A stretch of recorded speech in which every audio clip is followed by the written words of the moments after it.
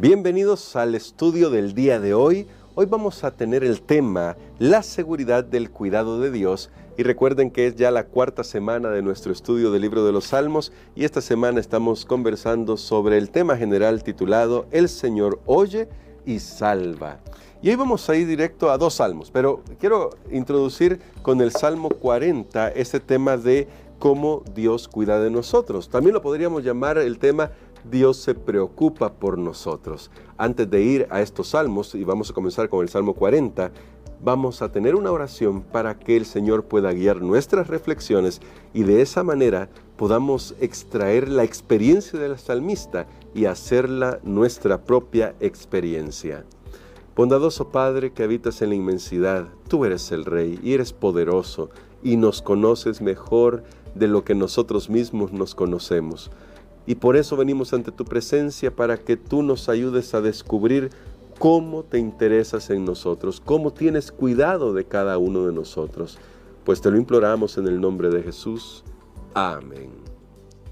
Vamos a ir al Salmo 40 y ahí vamos a leer los primeros 3 versículos. Creo que es un salmo conocido, pero aunque es un salmo conocido, vamos a extraer unas lecciones en torno al tema que nos ocupa hoy, que es el hecho de que Dios se preocupa o que Dios tiene cuidado de nosotros.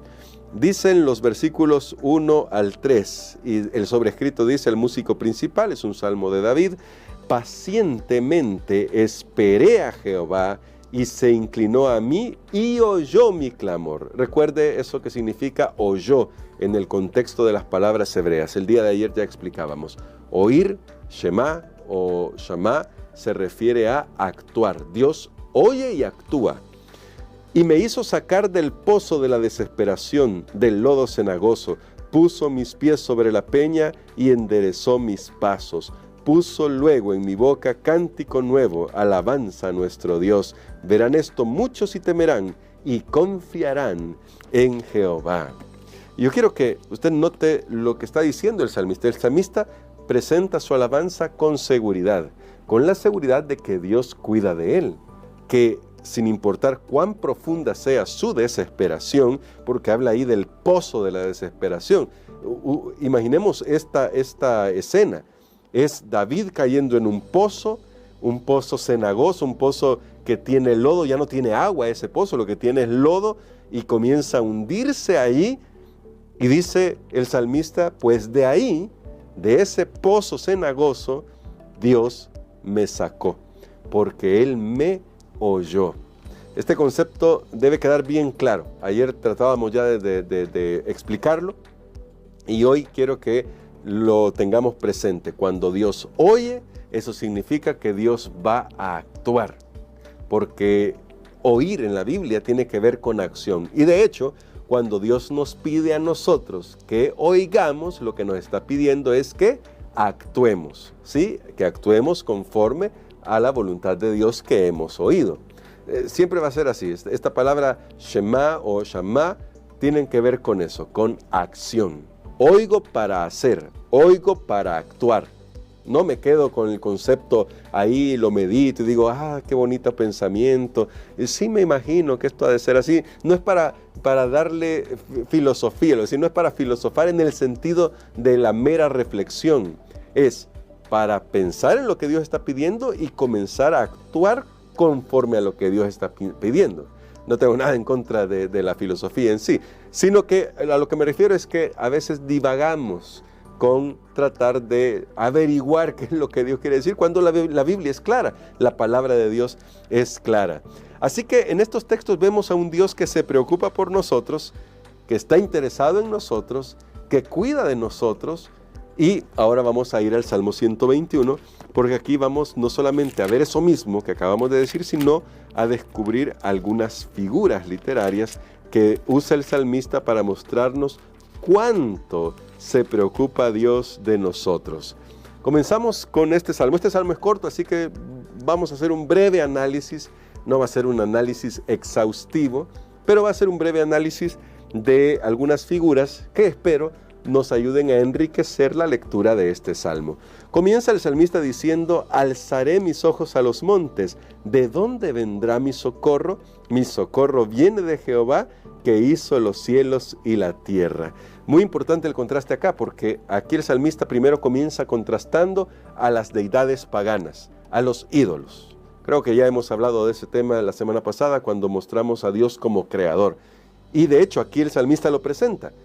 Dios es el creador, Él hizo los cielos y la tierra y por lo tanto podemos confiar en que Él nos va a dar auxilio en medio de los problemas.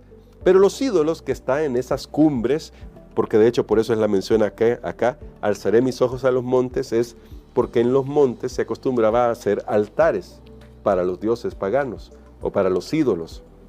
Y entonces en esos altares había, qué sé yo, alguna figurita o cosa por el estilo, que servía para representar, entre comillas, al Dios que se estaba adorando. Algunas veces incluso había árboles especialmente dedicados a Cera o a Shera, y estos árboles eran idolátricos porque ahí se presentaban ofrendas para pedir el favor de los dioses. Y dice el salmista, mi socorro no viene de ahí. Yo no voy a recibir auxilio de cosas hechas de oro, de plata, de madera, de yeso, no. Mi socorro viene de Jehová que hizo los cielos y la tierra, es decir, del Creador, un concepto importantísimo para nuestra época como para la época del salmista. Dios es el Creador. Luego dice el salmista, no dará tu pie al resbaladero. Vean, me detengo aquí porque aquí podríamos sacarle mucho a este salmo, como les dije, pero dice aquí que el que confía en Dios no va a resbalar. Esto es muy importante, es una figura. Lo que está diciendo el salmista es, podrías caerte del camino, pero si confías en Dios, no tienes por qué temer porque no vas a caer. Luego dice, ni se dormirá el que te guarda. El verso 4 refuerza eso, es un paralelismo el que hace ahí, y habla del hecho de que Dios está solícito siempre sobre su pueblo. Dios no se duerme. Dios no es como cuando Elías estaba burlándose de Baal y le decía a los 450 profetas de Baal y a los 400 profetas de Acera, si no me recuerdo, esos eran más de 800 profetas por ahí, bailando, danzando, tratando de hacer llamar la atención de Baal, un Dios que no existe. Y Elías se burlaba de ellos diciéndole, despiértenlo, quizás se ha dormido. Dios no duerme, Jehová no duerme, Adonai no duerme. Él siempre está cuidando de sus hijos, siempre está cuidando de su pueblo. Y yo sé que a veces esto puede resultar un poco complejo, especialmente cuando estamos pasando por una prueba. Pero el hecho de que Dios vele por su pueblo no significa que no vamos a enfrentar pruebas, porque recuerden, vivimos en un mundo contaminado por el pecado, un mundo en el que no solamente importan las decisiones que yo tomo, también nos afectan las decisiones de quienes están a nuestro alrededor, incluso de los gobernantes. Y si son personas que no tienen el temor de Dios, claramente van a afectar la vida de otros. Yo lo comparo esto al hecho de que, por ejemplo, los accidentes automovilísticos suceden cuando hay una persona que está tomada, para poner el ejemplo de alguien borracho, y arrolla a una persona sana.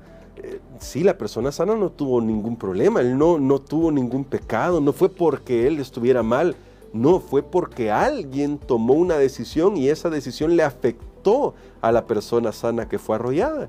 Esta es la realidad del mundo en que vivimos, pero aún ahí nosotros podemos tener confianza de que Dios está observando y no duerme.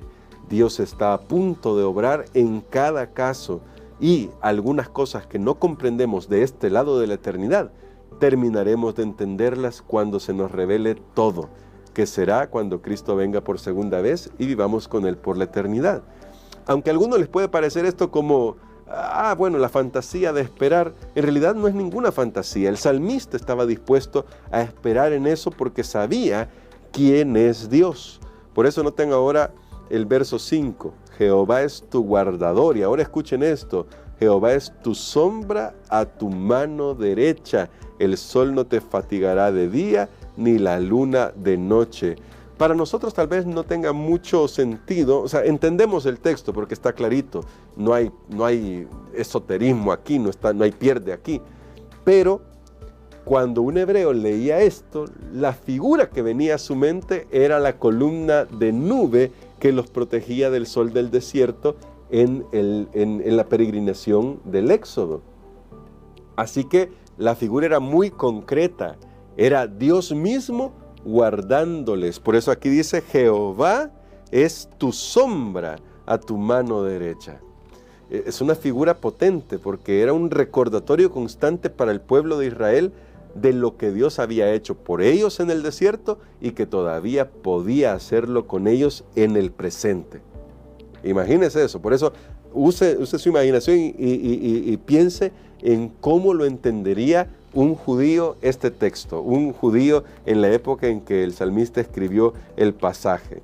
Luego dice el verso 8, voy a saltarme hasta el verso 8, Jehová guardará tu salida y tu entrada desde ahora y para siempre. ¿De qué nos habla esto? Habla de la permanencia de Dios. Los seres humanos somos frágiles y efímeros en este mundo, pero Dios permanece para siempre. Cualquier situación que usted y yo estemos pasando, justamente pasará. Es decir, en algún momento va a terminar, pero Dios permanece. Si usted se mantiene en las manos de Dios, usted también va a permanecer.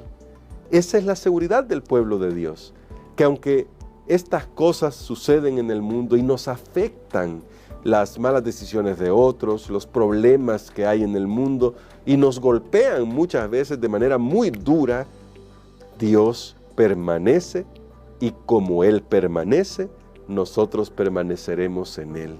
Si confiamos y nos aferramos a su mano poderosa, podemos tener la certeza de que estaremos seguros, porque Dios no se duerme, Dios siempre está cuidando, Dios es el escudo de sus hijos y mañana vamos a descubrir otras figuras, pero yo quiero que hoy piense en esa prueba que usted está enfrentando. ¿De dónde vendrá su socorro?